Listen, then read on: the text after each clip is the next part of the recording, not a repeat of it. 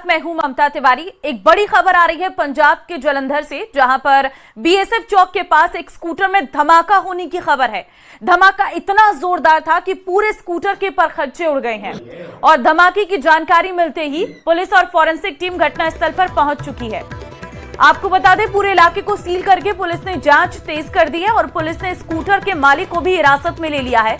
धमाके के बारे में पूछताछ की है। धमाके का सीसीटीवी जो वीडियो है वो भी सामने आ चुका है। तो ये आप देखिए, बीएसएफ हेडक्वार्टर के सामने की एक तस्वीर है, जहां पर एक स्कूटी में जो है आग लग गई है। बीएसएफ चौक के पास स्कूटी में ब्लास्ट से ये धमाका हुआ है। बीएसएफ चौक के पास स्कूटी में ब्लास्ट से हड़कंप। फिलहाल इस पूरे एरिया को जो है इस वक्त सुरक्षा बलों ने अपने घेरे में लिया हुआ है। जालंधर पुलिस कमिश्नरेट और मौके पर सभी पुलिस अधिकारी पहुंच चुके हैं। पूरे इलाके को सील किया गया है। फॉरेंसिक टीम भी मौके पर पहुंची है और जो साक्ष्य हैं वो जुटाए जा रहे हैं। स्कूटी चालक को भी हिरासत में लेकर उससे पूछताछ की जा रही है। टीएमसी नेता महुआ मोइत्रा का बीजेपी कार्यकर्ताओं पर चुनाव के बाद तोड़फोड़ करने का आरोप लगा है। टीएमसी नेता महुआ मोइत्रा ने वीडियो जारी कर एक दावा किया है। बीजेपी कार्यकर्ताओं पर बुलडोजर से तोड़फोड़ का आरोप लगाया है। एक्स पर पोस्ट कर लिखा है कि बीजेपी कार्यकर्ताओं की गुंडागर्दी शुरू। तो देखिए, टीएमसी नेता महुआ मोइत्रा ने ये एक वीडियो भी जारी किया है। बीजेपी कार्यकर्ताओं पर बुलडोजर से तोड़फोड़ का आरोप लगाती हुई नजर आ रही हैं। उन्होंने एक्स पर एक पोस्ट किया है जिसमें उन्होंने बीजेपी की गुंडागर्दी की बात यहां पर की गई है। बीजेपी कार्यकर्ताओं की गुंडागर्दी और ये एक वीडियो भी जारी किया है टीएमसी नेता महुआ मोइत्रा के द्वारा। बीजेपी पर चुनाव के बाद तोड़फोड़ करने का आरोप लगाया गया है।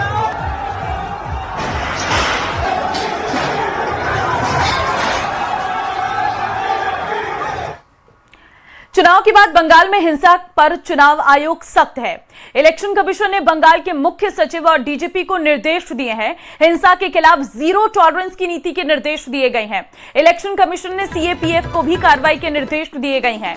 तो देखिए, इलेक्शन कमीशन यहां पर पूरी तरह से अलर्ट है और सीधे तौर पर आयोग ने एक सख्त निर्देश जो है वो दिए गए हैं। चुनाव के बाद बंगाल में हिंसा पर चुनाव आयोग पूरी तरह से सख्त है।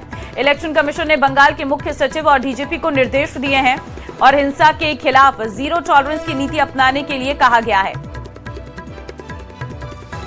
चुनाव के बाद बंगाल में हिंसा पर चुनाव आयोग पूरी तरह से सख्त नजर आ रही है। चुनाव आयोग ने सीधे तौर पर मुख्य सचिव और डीजीपी को निर्देश दिए हैं। हिंसा के खिलाफ जीरो टॉलरेंस की नीति अपनाने के लिए कहा गया है।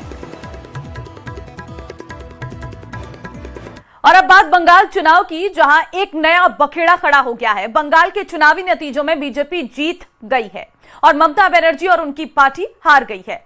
लेकिन ममता बनर्जी ने सीएम पद से इस्तीफा देने से इनकार कर दिया है। यह पहली बार है जब किसी मौजूदा सीएम ने हारने के बाद ऐसा बयान दिया हो। लेकिन इस बयान के बाद बंगाल से दिल्ली तक सियासत गर्मा गई है।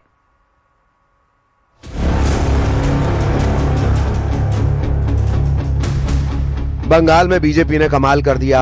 ममता बनर्जी के किले को बीजेपी ने भेद दिया है। सबसे बड़ी बात, ममता बनर्जी खुद भवानीपुर से चुनाव हार गई हैं। पिछले विधानसभा चुनाव में भी ममता बनर्जी को शुभेंदु अधिकारी ने नंदीग्राम में चुनाव हरा दिया था और इस बार फिर पटकनी दे दी। अब बंगाल में बीजेपी की सरकार बनने जा रही है, लेकिन इस बीच ममता बनर्जी ने इस्तीफा देने से इनकार कर दिया। ममता बनर्जी ने कहा कि मैं इस्तीफा नहीं दूंगी क्योंकि मैं हारी नहीं, हराया गया है। मेरा राजभवन जाने का कोई प्लान नहीं है। কেন কিসের জন্য?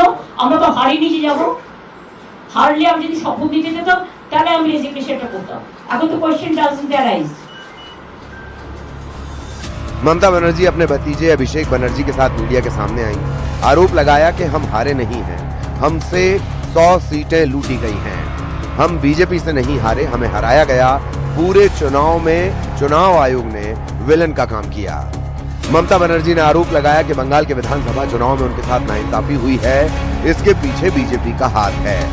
2026 में 1 दिसंबर 2014 का ये बयान अक्षरशः सही साबित हुआ। इसीलिए कहते हैं कि बोलते वक्त शब्दों का चयन सोच समझकर होना चाहिए। चुनाव हार के बाद जो आप चोरी और झूठ का आरोप लगा रही हैं, वो कुछ और नहीं, सच का सामना करने से भाग रही हैं। और सच ये है कि बीजेपी 207 सीट जीतकर बंगाल में 46 साल के संघर्ष के बाद सरकार में काबिज हुई है।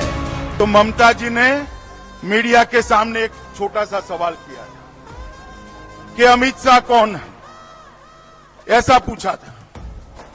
दीदी अगर आप देख सकती है तो देख लीजिए, सुन सकती है तो सुन लीजिए, मैं अमित शाह हूं।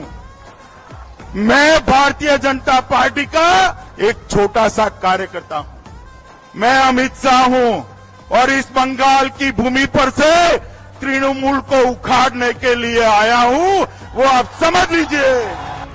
एक तरफ सियासत जारी है, दूसरी तरफ बंगाल में 9 मई को नई सरकार का शपथ ग्रहण होगा।